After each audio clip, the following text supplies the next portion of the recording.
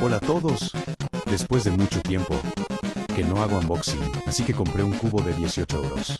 El precio no está nada mal. Y viene con una caja que es de la marca Rubik's Cubes. Ahora vamos a abrir la caja y probaremos cómo es el giro de mi cubito. Rayos, esta cosa no se abre, veré cómo se abre esta vaina.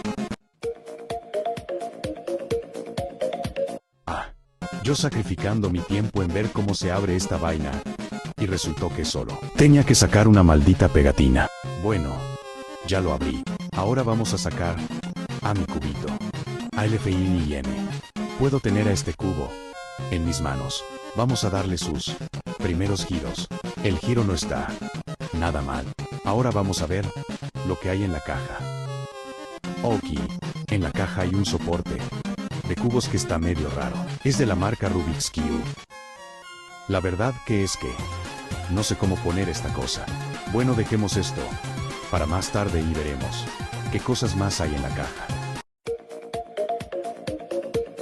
Bueno, vamos a sacar esto, pero parece que no tiene instrucciones.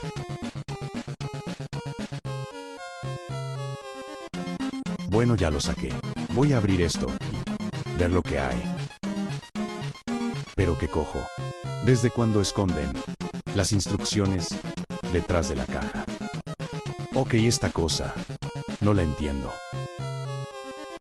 Pero ¿cómo se supone que debería armarlo si ni siquiera nos dice los pasos?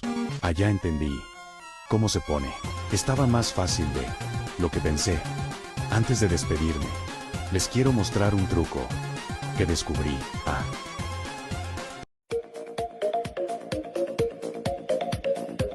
Chicos, ya entendí. Tengo que colocar bien el cubo para poder voltearlo. Y miren, este es el truco que creo que no sirven para nada, pero me da igual. Solo les quería mostrar eso. Bueno chicos, espero que les haya gustado este unboxing. No olviden darle like y suscribirse para más videos como este. Nos vemos en un próximo video. Bye chicos.